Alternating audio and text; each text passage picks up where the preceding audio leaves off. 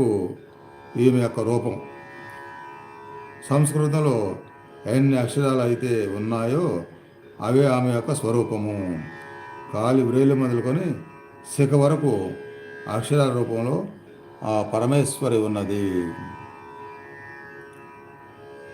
ఓం శ్రీ లలితాదేవి అయి నమః. అమ్మవారిని తలుచుకోవాలి, నామాన్ని విలాని రూపాన్ని భక్తి భావంతో హృదయంలో నిలుపుకోవాలి. అప్పుడే అనుగ్రహం వస్తుంది. 5 నిమిషాల్లో 10 నిమిషాల్లో అనేది మిమ్మల్ని దృష్టి మొదలు పెట్టించడానికి, ఆ తర్వాత కొనసాగాలి. అవకాశం ఉన్నంత సమయం కొనసాగాలి. ఇంతకుముందు ఏం చెప్పారు? శరీరాన్ని మర్చిపోవాలి, నిన్ను నువ్వు మర్చిపోవాలి. తన్మాత్రంలో, ధ్యానంలో, రూపదర్శనంలో, శ్రవణంలో ఉంటూ ఉంటూ ఉంటూ ఉంటూ టైం తెలియకుండా గడపగలగాలి.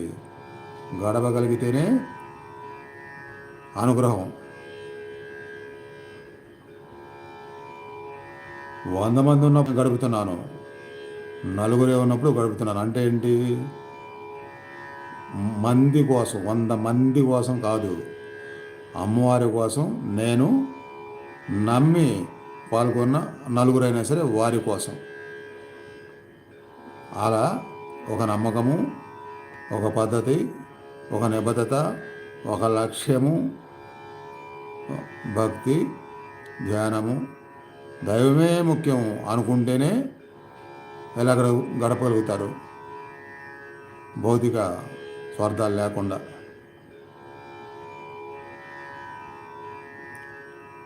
ఎనిమిది 832. ఓం విశృంఖలాయ నమః. విశృంఖల విడిపోయినాయి. శృంఖలాలు అంటే సంఖ్యలు. ఆమెకు సంఖ్యలు అనగా బంధనాలు విడిపోయినాయి.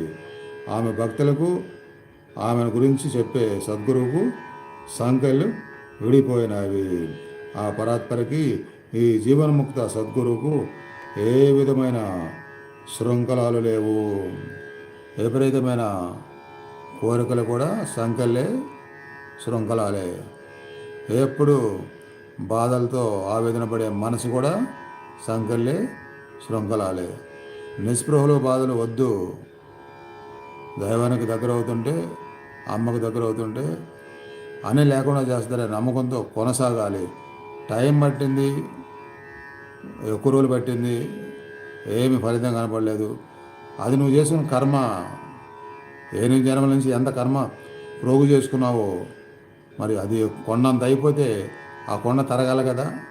ఆ కొండ తరగాలంటే ఓర్పుతో సాధన, ఓర్పుతో, నమ్మకంతో కొనసాగించాలి. నమ్మకాన్ని పోగొట్టుకొని, ఓర్పుని, ఓపికను పోగొట్టుకొని ఆ కొనసాగించేది ఎవరు మానేస్తారో వాళ్ళ కొండ మళ్ళీ పెరిగిద్ది. ఆ కర్మకొండ మళ్ళీ పెరిగిద్ది. వినాలి, చెప్తే అర్థం చేసుకోవాలి, నమ్మాలి. ప్రయత్నాలు ఎప్పటికీ మానకూడదు. ఎంత జ్ఞానం వస్తుంది? ఒక వేలో కాదు, సాధనా వేలో, ఆత్మజ్ఞాన వేలో, కర్మ సిద్ధాంత వేలో, జన్మ పరంపర వేలో అన్నిటిలో మీకు జ్ఞానం వస్తుంది కదా. అందుకనే అన్నిటినీ తెలుసుకుంటూ శాశ్వతంగా సాధనలో నిలబడాలి. సాధనలో మీరు ఎంత చేస్తే అంత మళ్ళీ మరి జన్మలో మొదలయ్యి గొప్ప సంపన్న కుటుంబంలో లేదా కట్టుబాట్లున్న కుటుంబంలో పుట్టి ఆ సౌకర్యాలను ఉపయోగించుకుంటూ సాధనకు ఆకర్షించబడి అక్కడ మళ్ళీ అభివృద్ధి చెందుతారు అనే కదా ఇందాక విన్నారు భగవద్గీతలో. కాబట్టి సాధనని స్టాండర్డ్గా నిలుపుకోవాలి.